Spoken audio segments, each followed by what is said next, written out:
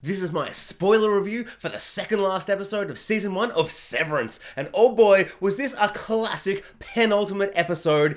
It's the most penultimate episode you'll ever get. We had, like, even just that last scene, the way it's just building and building, we're cutting between all the characters, and they've contrived the whole contraption thinking of switching their brains, and Dylan's like, oh God, I'm reaching, but you need two people, and he's stretching and stretching, and we're building and building, and we know he's gonna reach it, but they're just building up that tension, and he flicks the switch, and I'm so excited to see that. Cut to black. Of course, I should have seen it coming.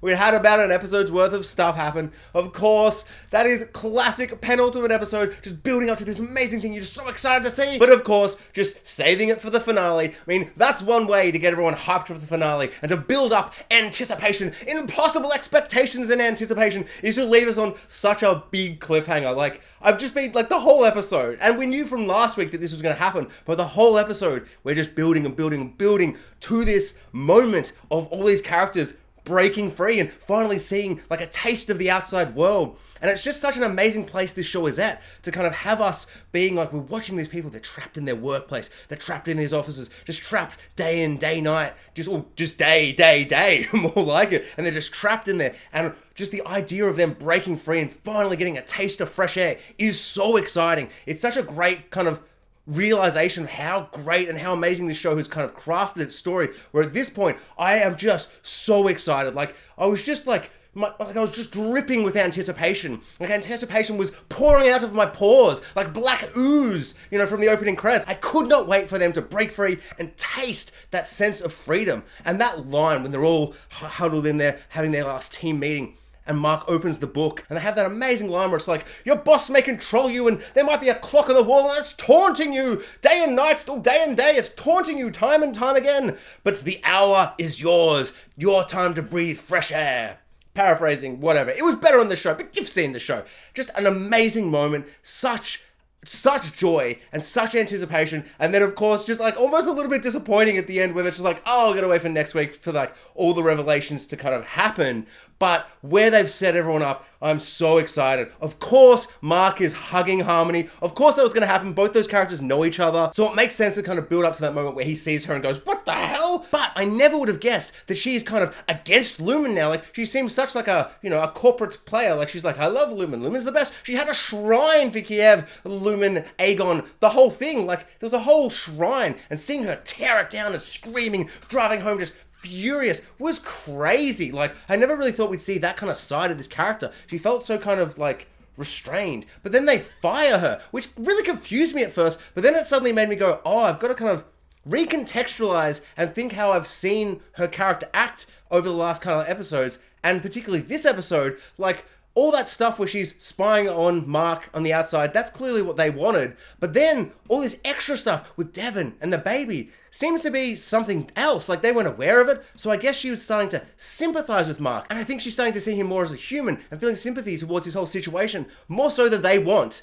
And I don't know, that was really kind of fascinating. Kind of recontextualized, when she's holding the baby in past episodes, I'm like, oh my gosh, she's evil. Get her away from the baby. But now it's like, wait, does she care about the baby? And that really kind of came clear when I saw a scene in this episode, and then when I thought about it later, I was like, wait, I misread that scene entirely. The scene where she's watching him and his wife, Miss Casey, and they're having one of their wellness meetings. They're both sitting there, and we were watching it for a second, and it's really surreal to kind of have all this extra knowledge now where they're both talking, but we as the audience are like, you guys are married. You guys have seen each other naked. Like, oh my God, we have so much more kind of knowledge of these scenes, and it's such a powerful, powerful moment. And then it kind of cuts out, and Harmony's watching, and I'm like, oh, like a weird fourth wall breaking kind of situation where she also knows that they were married and had seen each other naked and all this stuff. And she's so aware of everything like the viewer. So she's kind of watching it like the viewer, and it was a bit like, whoa, that's a bit weird. And then I started thinking, oh, what? Is she getting some kind of weird, perverse pleasure out of watching them when she's like, ha ha ha, we severed you. You don't even have any idea. Ha ha, we're in control. Evil, maniacal laugh. She's getting kind of pleasure from watching them not realize who each other are. And then Milchek comes in and he's like, it's all good. The chips work. The chips, confirmation chips are good.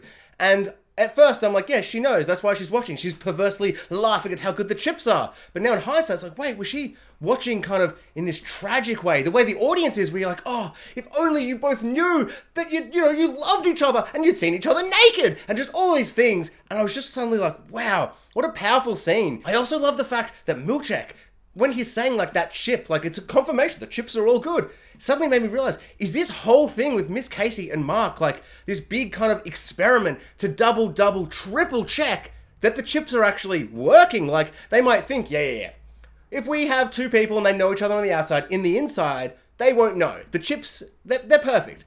But maybe we should double, triple check because we don't want that to like happen and we don't want to be wrong. So we'll kind of get a contained experiment going. We'll have two people who love each other and we're just going to double check that, that love and soul and human stuff, it doesn't seep through our mechanical chip of doom and awfulness and roboticness. And we make sure that, nothing human and emotion and heart, whatever, just doesn't like seep through, And I suddenly found it really interesting to be like, maybe this is just a big controlled experiment to just, check. And horrifically, it appears to be like confirmation chip all good because they don't know anything. But I would say there seems to be this kind of attraction to each other. Like, they like have a sense that maybe something's up. We have a line where Miss Casey's like, why do you care about me?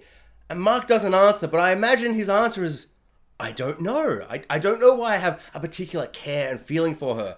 And all that scene was just amazing. The idea of having these scenes where we've had them and she's like, your outie feels like this, your outie feels like that. Now with the added context of her being his wife and the whole reason he's here and he thinks she's dead and all this innie has no idea about any of that, but there's just so much baggage onto that scene and her talking about the fact that she's been living for 107 hours or something and she just gets trapped down there because she can't go out to the outside world because everyone thinks she's dead. And her favorite time being sitting there just with them, just having human connection rather than coming in this fake corporate wellness lady who has no interest for their wellness. But maybe that person saying the bullshit lines Lumen wants them to say does have a humanity. And the way that she was there and at that time was really creepy watching Helly and I was like, oh, I don't like this. But that was like the most human interaction and the best time of her life. The good old days, as she said. Absolutely heartbreaking and devastating. That whole scene, there's just so many layers and just so much going on. I absolutely adored it. And then it ends with the horrific moment of her walking down and not going into the elevator corridor thing the way that everyone else does, but she's walking in this dark, demented, horrible, gothic nightmare kind of room, and then she goes down into the elevator and goes downwards, down into the dark depths of wherever the hell nightmare place that she just gets turned off for the night like a bloody robot. Horrific. And then we see the red ding sign, and suddenly I'm like, oh! Flashback to the start of the episode. That's what Irving's drawing is. Beautiful, horrific nightmare paintings. So Irving. We finally get some Irving on the outside, and at this point, it doesn't appear that he's a board member. I was truly terrified that they were kind of saving that reveal to be like, he's a board member. At this point, since we didn't see any Helly, she's a board member, confirmed. Like 100% confirmed. Maybe she's an Egan, maybe she's like the top board member dog, but I think that she is going to be truly one of the worst people on the outside, and that's why we didn't get anything with her at the end when it was flashing between everyone. So Irving, he's just like a painter. And I love this. Of course he's a painter. His main kind of, two character beats is one, he loves Christopher Walken. I mean, who doesn't? And the other one is that he loves art. He's just obsessed with art. Like, that's his kind of main thing that he's been kind of driving towards. He's always secretly going off from work and looking at beautiful art. He's the only one that expresses like all this stuff about the art. So of course he's sitting there painting and drawing, but he's just like obsessively painting these beautifully horrific nightmare drawings of this room that I'm kind of confused. Like, has he seen that room before? I'm really kind of fascinated, and I'd love to know people's ideas and comments and theories about that, because it's like, why does he know that room? He's not getting sent down there to the basement gutter place. Like, that appears to be where they send people who don't have an outie, probably because Lumen's killed their outie, or fake killed them, or whatever. So exciting to see him just at all. Like, when the episode started and he's just outside, I just gasped. I was like, whoa! Already, just at the start of the episode. No build up or anything. Just, I knew when that happened that we were in for a goodie. We were in for a good episode. And of course we were, because, Severance is probably the best thing on TV right now. It's, if not the best thing that's come out in ages. Like, it's just so good. There's so much going on. Like, somehow they show us Irvin, something I've been waiting to see, like, what's his outie like? We finally get a glimpse. And I have like 500,000 more questions. I have so many more questions, particularly just into the why is he obsessively painting and drawing, but also what else is his life like? Like, we only get the glimpse of him drawing. And I also found it kind of interesting.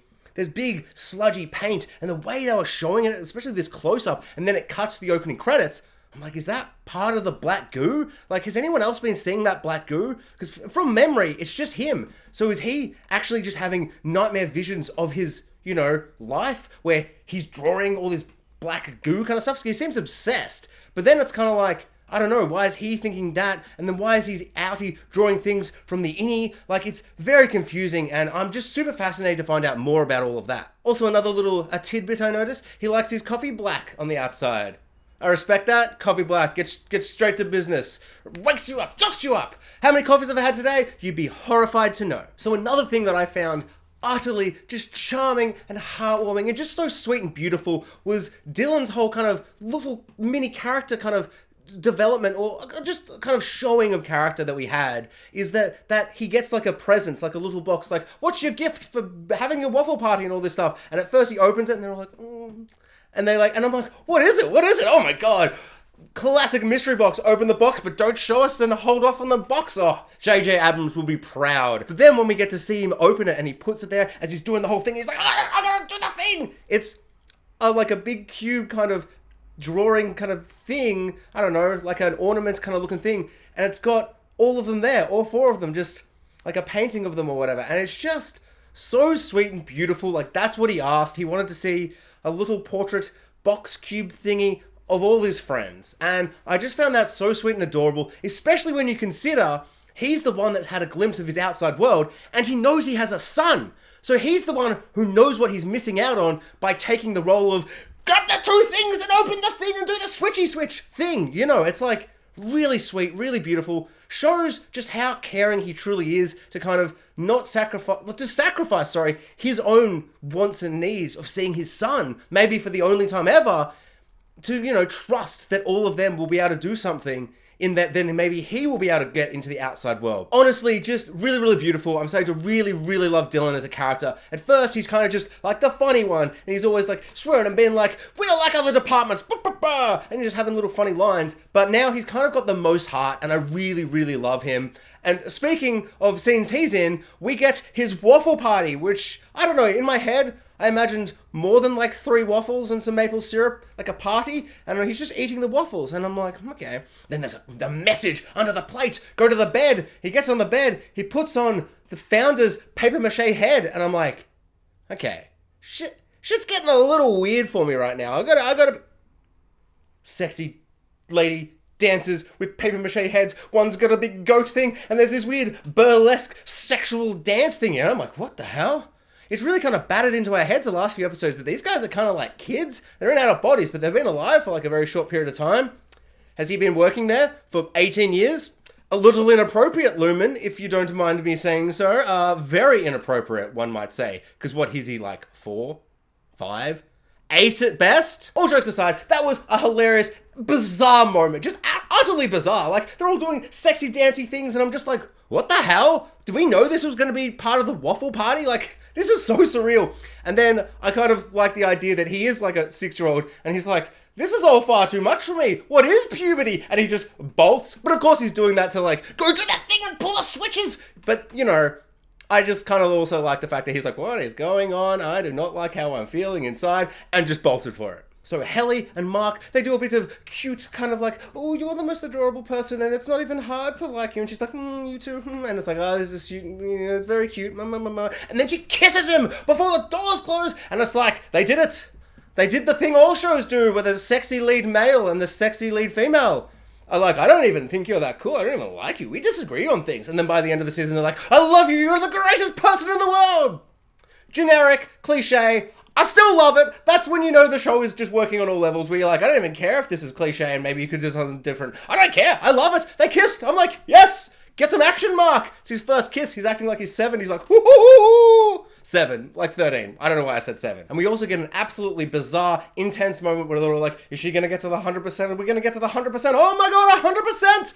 And I have a lot to say about the idea of them getting to 100% and the whole micro-refining thing and the waffle party and just all of that. I have like an extra little thing, but I can't say that here because I'm not sure how many people are watching the show and haven't seen the book that they released. It's only like 30, 40 pages. Took me like, no, maybe 20 pages. It only took me like 40 minutes to read. You can get it for free on your phone. It's called the Lexington Letters. And honestly, it's like bonus material, and usually I'd be like, ooh, boo, don't give me bonus material I have to read. This is the show. Don't do that to me. I don't like any content outside of a movie or show that's anything. Like, Rise of Skywalker's like, you gotta play Fortnite to find out why Palpatine came back. Atrocious, terrible, the worst thing that's ever happened in cinema. Not just the movie, but the idea of putting anything in Fortnite that's relevant to the movie, or in any game,